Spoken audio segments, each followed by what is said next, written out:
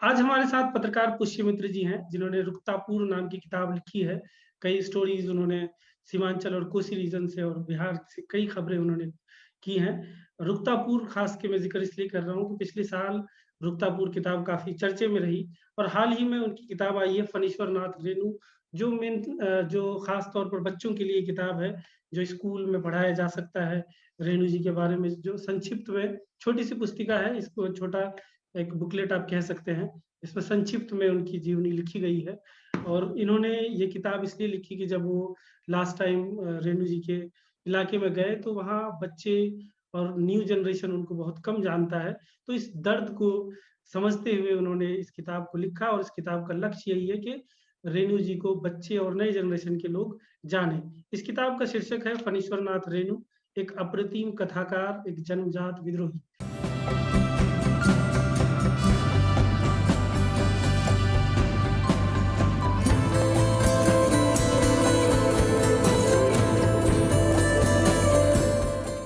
Sir, पहला सवाल हमारा यही है कि आप रेणु जी को कथाकार भी कह रहे हैं, विद्रोही भी कह रहे हैं। ये किताब बच्चों के लिए है। तो आप क्या चाहते हैं बच्चे कथाकार और विद्रोही दोनों के तौर पे रेणु को जानें या कथाकार ज़्यादा जानें, विद्रोही ज़्यादा जानें? आपके नज़रिए में रेणु क्या थे? कथाकार बड़े थे या विद्रोही बड़े थे? एक एक्टिविस्ट देखिए, के तौर रे पे आप हुँ, हुँ, आप सही कह रहे हैं हुँ, कि रेणु जी का को दुनिया एक कथाकार के रूप में जानती है। हम सब लोग जानते हैं कि वो बहुत अच्छे कथाकार हैं। लेकिन उनके जीवन का जो एक बड़ा पक्ष है, वो है आंदोलनों का और एक्टिविज़्म का। उस पक्ष के बारे में बहुत कम बातें होती है। जब उन दोनों पक्षों को जोड़ देते हैं और जो आदमी बनता है, वो है फणीश्वरनाथ रेणु। फणीश्वर आज के ज़माने में हम बहुत सारे साहित्यकारों को देखते हैं। वो कहानियाँ लिखते हैं, प्रेम की कहानियाँ लिखते हैं, भूत की कहानियाँ लिखते हैं, अलग-अलग तरह की कहानियाँ लिखते हैं, समाज की कहानियाँ लिखते हैं, गाँव की कहानियाँ लिखते हैं। लेकिन वो कहानियाँ लिख के, अपनी कृतियाँ लिख के फिर अपनी ज़िम्मेदारी से मुक्त हो जाते हैं।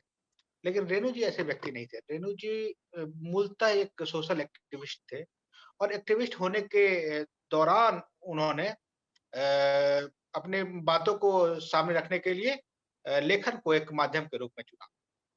जब हम उनके जीवन पर नज़र डालते हैं तो देखते हैं कि यह आदमी 11 साल की उम्र से ही स्वतंत्रता आंदोलन से जुड़ गया और फिर 1942 के आंदोलन तक ये इन्होंने छोटी-मोटी कुछ कहानियाँ ज़रूर लिखी, लेकिन वो ठीक से छपी नहीं।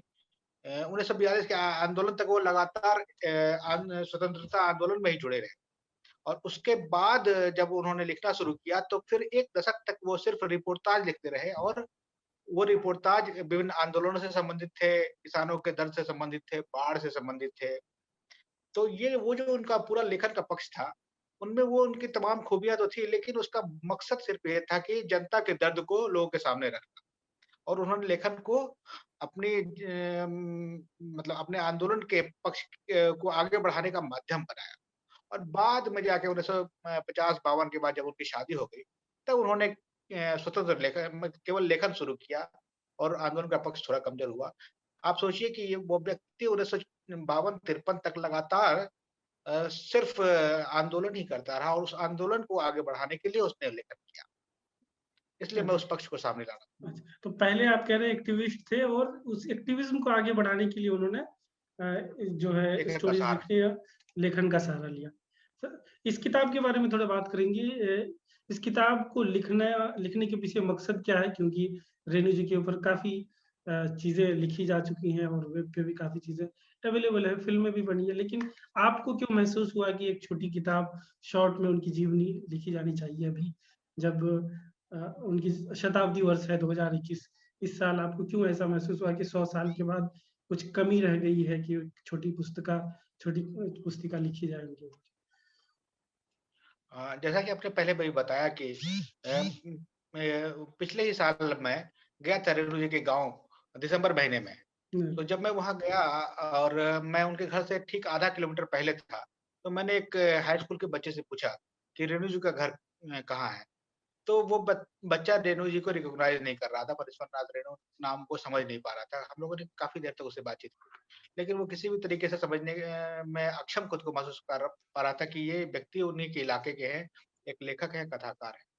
तो हम लोगों के लिए बड़ा शॉकिंग था कि अगर रेणु जी को उनके घर से आधा किलोमीटर दूर रहने वाला हाई स्कूल का बच्चा भी नहीं पहचानता है, उनके बारे में नहीं जानता है, तो इसका मतलब है कि एक कम्युनिकेशन गैप है। हम लोग उनके बारे में जानते हैं, खूब बातें करते हैं, उनकी कहानियों पर बात करते हैं, उनके किरदारों पर बात करते हैं, उनकी एक्टिविज़्म पर बात करते हैं। लेकिन नई पीढ़ी जो है, उनकी जानकारी से उनके बारे में अनुभवज्ञ है। मैंने अपनी बेटी से पूछा, मेरी बेटी भी जी। नहीं जानती थी और शायद संभवतः बिहार में के सरकार के कोर्स से भी उनकी कहानियाँ अब नहीं है। वो मैं 8th क्लास बहुत में कन्फर्म नहीं ठेस कहानी 8th क्लास में, 8th में। 8th क्लास में। जी, जी, तो ठेस। लेकिन वो लोग नहीं जानते। तो मेरा हुँ, मकसद था कि नए लोगों को, नई पीढ़ी को रेणु जी के जीवन के बारे में पता चले, रेणु जी के साहित्य के बारे में पता चले, इसलिए मैंने ये पतली सी किताब नई पीढ़ी के लिए लिखी है। बाकी रेणु का शताब्दी वर्ष है, इस पर बहुत सारे कार्यक्रम हो रहे हैं और लेकिन ज़्यादातर कार्यक्रम आप देखेंगे तो साहित्यिक लोगों द्वारा साहित्यिक लोगों के लिए किए जा रहे हैं। जी, जितने लोग रेणु जी को जानते हैं, वो फिर से रेणु जी को जान रहे हैं और जितने लोग रेणु जी को नहीं जानते हैं, उन तक उन रेणु जी के बारे में कोई नई जानकारी नहीं पहुँच रही है। तो सारे एकेडमिक और साहित्यिक आंदोलन का के बावजूद रेणु जी के बारे में हम ज़्यादा लोगों को नहीं बता पा रहे हैं और उन तक ज़्यादा लोगों तक नहीं पहुँच पा रहे हैं। इसलिए मुझे लगा कि एक ऐसा काम, छोटा-सा काम करना चाहिए, जिससे अगर इस किताब के ज़रिए 1000 2000 नए बच्चों को रेणु जी के बारे में पता चल गया, तो ये थोड़ा-सा उनके नाम को, उनके व्यक्तित्व को बढ़ाने का एक ज़रिया हो। इसी हुँ, मकसद से ये शुरू किया और फिर हमारे मन में एक था भी कि हम नई पीढ़ी के लोगों को कुछ ऐसे नायकों के बारे में बताएँ। इसलिए हम लोगों ने इस किताब के साथ एक नाम जोड़ा है 50-50 बुक्स कैंपेन। उसका जी, मकसद है कि 50 पन्ने की किताब होगी और ₹50 में सिर्फ ये किताब उपलब्ध होगी। अलग-अलग लोगों के बारे में, जैसे कि भिखारी ठाकुर के बारे में, विद्यापति के बारे में या आर्यभट्ट के ही बारे में या सम्राट जी, अशोक के बारे में या राजेंद्र प्रसाद के बारे में। तो वो आप देखेंगे वो जो किताब है, वो ज़रूर 50 पन्ने की है, लेकिन उसके फ़ॉन्ट साइज़ इतने बड़े हैं कि जी, बहुत ज़्यादा शब्द नहीं है, कुल मिला के 8-9 हज़ार शब्द हैं और तस्वीरें हैं। ताकि कोई भी नया व्यक्ति जिसको पढ़ने की आदत नहीं है, जो बहुत ज़्यादा पढ़ नहीं सकता है, तो वो भी पढ़ सके इसको और आराम से, और वो ऊबे नहीं और उसको ऐसा नहीं लगे कि ये किताब उसको मिल गई तो सिर पर एक बोझ हो गया। तो नए लोगों तक पहुँचने, नए लोगों को इन सारी चीज़ों से जोड़ने के मकसद से भी ये अभियान शुरू किया गया। जी।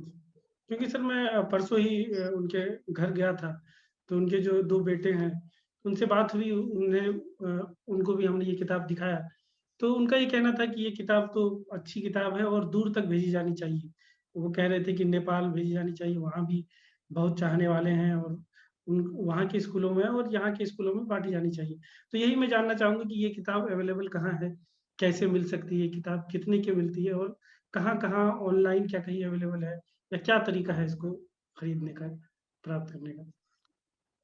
दरअसल ये किताब अभी हम लोगों ने अपने स्तर पर 2000 कॉपी छपवाई है, उसमें से ज़्यादातर कॉपी निकल गई है अच्छा। और इस किताब को हम लोगों ने अभी कहीं उपलब्ध नहीं कराया है, क्योंकि एक तो ये हमारा पहला प्रयास है नहीं। और किसी भी ऑनलाइन मीडियम में देने के बाद उसमें कमीशन बहुत ज़्यादा लग जाता है। हम लोगों ने सोचा है कि कम से कम कीमत पर उपलब्ध कराएँ, हुँ, इसलिए ₹50 की कीमत रखी है। ₹50 की कीमत में अगर कमीशन ज़्यादा लग जाएगा तो फिर वो मकसद हासिल नहीं हो पाएगा।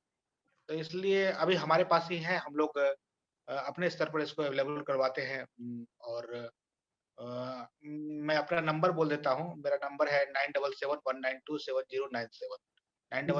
9771927097। इस नंबर पर व्हाट्सएप है, कोई भी मैसेज भेज के किताब की कीमत ₹50 है और डाक खर्च ₹30 है। इतना कोई भेज दे और अपना पता भेज दे तो हम लोग उसको भेज देते तो हैं। अभी फिलहाल यही तरीका हम लोग इसको पहुँचाने का अपना रहे हैं। कई लोगों ने 20-20 30-30 प्रतियाँ, एक 100-100 प्रतियाँ भी ली हम लोगों से जी, बँटवाने के लिए। ये अच्छा, हम लोग को बड़ा अच्छा लगा कि लोग चाहते हैं कि नई पीढ़ी तक इन चीज़ों को बँटवाएँ। ऐसा भी किया जा सकता है। अच्छा। मतलब ये जी। 2000 कॉपीज़ खत्म हो जाएँगी तो आप लोग उसको रीप्रिंट करने का प्लान ऑफ कोर्स कर ही रहे हैं। हाँ, हाँ, फिर हाँ, से जी, करेक्ट। जी। हुँ, सर अब जिस पे हम लोग आज मेन बात करना चाह रहे हैं उस पर आते हैं, क्योंकि आप खुद पत्रकार हैं, एक लंबा एक्सपीरियंस है और उसी इलाके से आते हैं, रेणु के क्षेत्र से ही आते हैं, आप भी पूर्णिया के ही रहने वाले हैं। तो एक रेणु की रिपोर्टाज के ऊपर बहुत कम बात होती है। जैसा कि आपने पहले भी हमें जानकारी दी कि उन्होंने फ्लड के ऊपर काफ़ी कुछ लिखा है जो कोसी सीमांचल का इलाका है और यहाँ की जो समस्याएँ हैं उसके ऊपर काफ़ी कुछ लिखा है। इसको लेकर अगर आप बताएँ कि वो रेणु को अगर हम पत्रकार की तरह देखें, कि एक एक रिपोर्टर की तरह देखें तो वो उन्होंने किस तरह का काम किया और क्या-क्या कुछ लोगों को जानना चाहिए? देखिए सबसे पहले तो हम लोग रिपोर्टाज शब्द को समझ लें। हुँ, रिपोर्टाज किसी भी विषय का जीवंत वर्णन है। जैसे कि आप समझ लीजिए कि डॉक्यूमेंट्री होती है, वो फ़िल्मों से अलग होती है। उसी तरह से रिपोर्टाज है, वो रियल है। असल घटना है। असल घटना के बारे में, असल प्रसंग के बारे में बिल्कुल जीवंत वर्णन करना साहित्य में, वो रिपोर्टाज है। 1942 में रेणु जी जब भारत छोड़ो आंदोलन में जेल गए, भागलपुर जेल में थे और वहाँ से फिर निकले, तो उसके बाद उन्होंने रिपोर्टाज लेखन शुरू किया और उनका पहला लेखन रिपोर्टाज लेखन एक लोक कला विधापत नाच के बारे में था। उसके बाद से वो रिपोर्टाज लिखने लगे।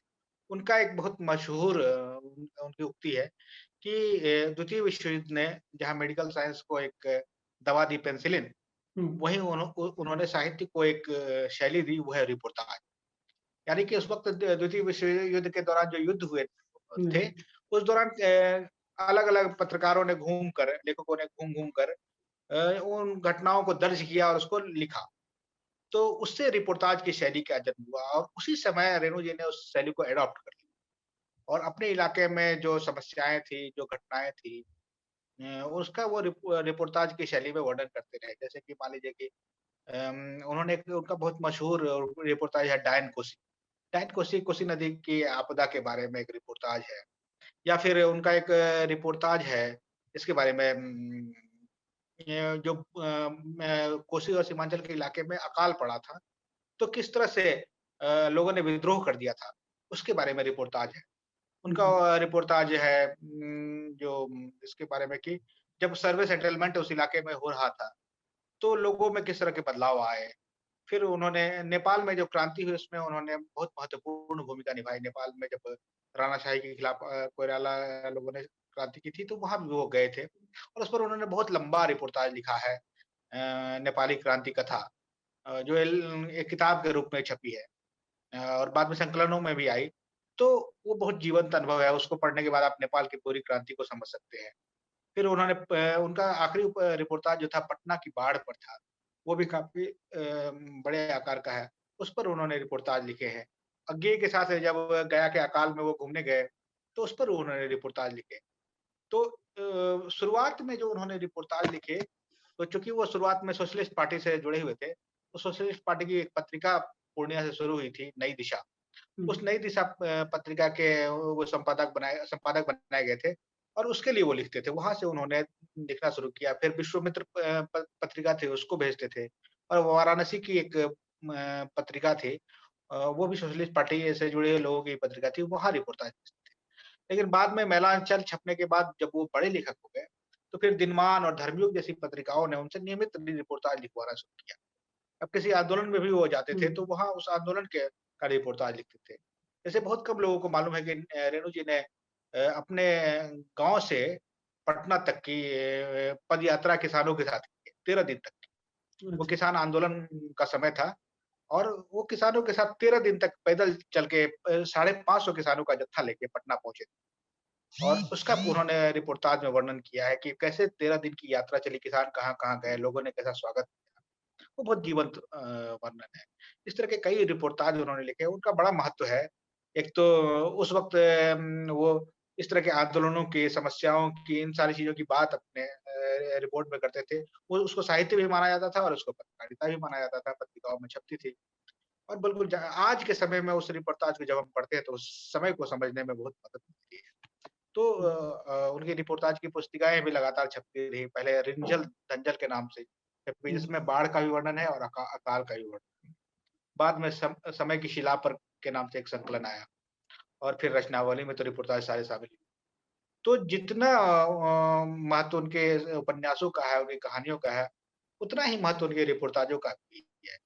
हुँ। जब हम पढ़ेंगे तो उसको महसूस कर पाएँगे।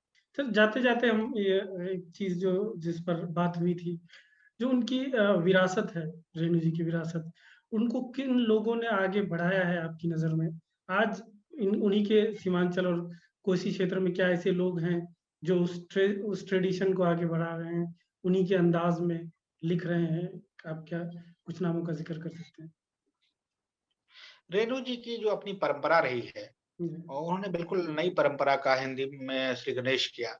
वो ये था कि गाँव को सिर्फ़ एक शोषित आबादी के रूप में नहीं देखा जाए। गाँव को एक पूरे यूनिट के रूप में देखा जाए, जहाँ आदमी ज़रूर गरीबी में है, विपन्नता में है, लेकिन हमेशा दुखी नहीं रहता है। वो खुश भी होता है, उल्लास भी मनाता है और अपने जीवन को एन्जॉय करता है।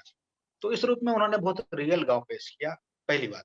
दूसरी बात कि उन्होंने भाषा को, हिंदी को किताबी हिंदी के रूप में नहीं लिखा। उन्होंने अपनी किताब में अपने रचनाओं में भाषा को उस लहजे से लिखा जिस लहजे से उस इलाके में लोग बोलते थे। उसकी मिठास, उसकी गड़बड़ियाँ और उन तमाम चीज़ों को अपने साहित्य में उन्होंने शामिल किया। अगर एक व्यक्ति स्टेशन को टीशन बोलता है, तो उन्होंने हुँ, टीशन लिखा। उन्होंने कोई व्यक्ति वाइस चेयरमैन को वाइस चेयरमैन लिखता है, तो उन्होंने वाइस चेयरमैन लिखा जी, और उसकी खूबसूरती लोगों ने बाद में समझी। तो उन्होंने भाषा के साथ भी तोड़-फोड़ की और एक छोटे से क्षेत्र को जो पूर्णिया कमिश्नरी का ही क्षेत्र है और अररिया जिले का कुछ सीमित क्षेत्र है, उसी को अपनी कहानी का की ज़मीन बनाया और वहाँ उन्होंने पूरी दुनिया के दर्शन किए। अगर जी, मैला आंचल में मेरीगंज का इलाका है या परती परिकथा में परानपुर का इलाका है, वहाँ वो उपन्यास प्रेम हुआ है। उस उपन्यास में आप देखेंगे कि सब कुछ है।